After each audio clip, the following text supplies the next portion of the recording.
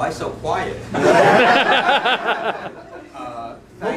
Thank you, Michael, for inviting me to be here today on a wonderful Saturday. I used to live in this area. Now we're up in Bergen County. That should be Ron Paul territory. Excuse me for a second. Sorry.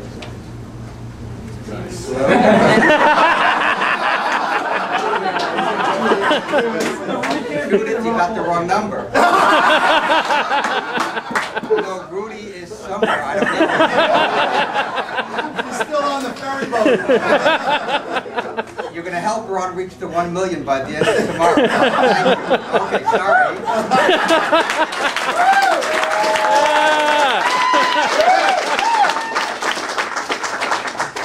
He's such a phone animal.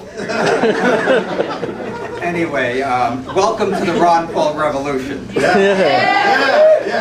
I've had the great pleasure and honor of knowing Congressman Paul for 25 years. I've contributed to his campaigns in Texas, even though we've been 1,500 miles apart for the last 20 years.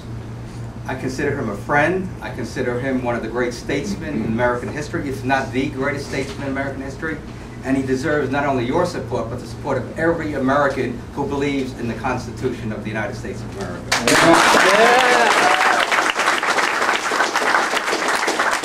I can sum up very quickly right now what this campaign's all about.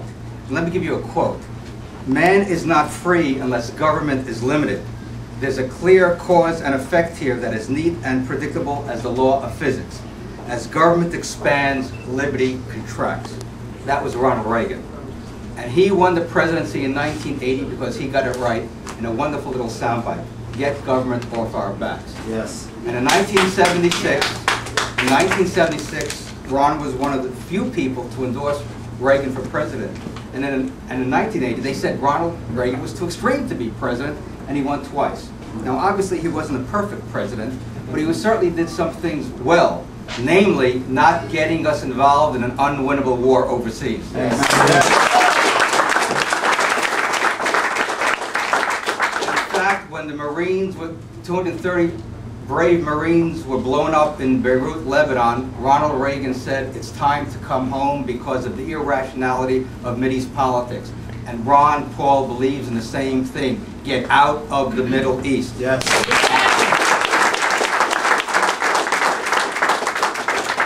Everybody knows where Ron Paul stands on all the issues, whether it's taxes, spending, debt, regulation, and international affairs. It's a humble foreign policy. It's a non-interventionist foreign policy. It's a limited government, as our founders gave us 230 years ago. If Ron Paul were in Philadelphia in 1776, his name would have been on the Declaration of Independence. And we need another Declaration of Independence, and that is what the Ron Paul campaign is all about. So I ask you today to do what is necessary to get the message out, with email, with phone calls, whatever means you have, in order to elect one of the most honorable people to ever serve in the House of Representatives and the Congress of the United States.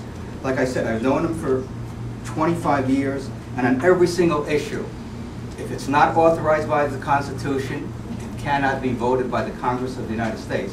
Therefore, he voted against the Patriot Act. He's voted against more spending, more taxes, more debt, and more regulation. And so, when it comes to every single issue that the American people deeply believe in, their businesses, their work, their families, he is on the side of the people and not on the side of the special interest. Every single vote he's done in the House of Representatives has always been, is it consistent with limited government? Is it consistent with the Bill of Rights? He will never equivocate on the First Amendment. He will never equivocate on the Second Amendment, on the Fourth Amendment, on the Fifth Amendment, on the Ninth Amendment.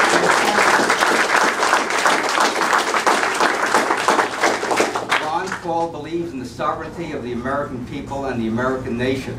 And that's why he does not support all these supranational agencies like WTO, NAFTA, and of course, the United Nations. All right.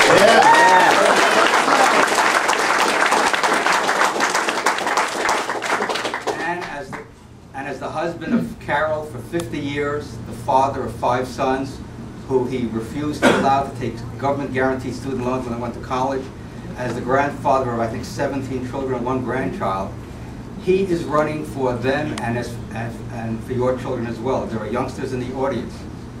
Our bipartisan welfare warfare state has given us today a $60 trillion unfunded liability. That means that a youngster being born today will pay in their lifetime to make all these bills possible virtually 80% of their income over the years. That is unconscionable, it's immoral, and is unconstitutional.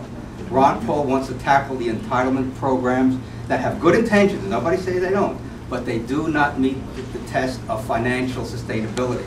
And that's why he will go in there and do something about allowing young people to save for themselves, to save for their retirement, to save for their health care benefits, and have the type of society that the founders gave us as a legacy that we've squandered now for the past 100 years. And you can applaud on that one. There is something else happening that is very dangerous. Something that Ron has been foremost in the Congress talking about, writing about, speaking about, and that is the debasement of our currency. If you look at the long-term chart of the dollar, it looks like Enron stock. It is going close to zero. It is in a free fall against all the major currencies of the world and some of the weak currencies of the world. You cannot run an empire and have financial stability. You cannot have a welfare warfare state and have sound job creation in America. You cannot have a welfare warfare state and have the future secure for our young people. You cannot have a welfare warfare state and have this debt load of $9 trillion and increasing by $200 to $300 billion a year. In fact, if we had honest accounting that corporate executives are going to jail for, the president, the vice president, all the members of Congress except Ron Paul would be in jail because of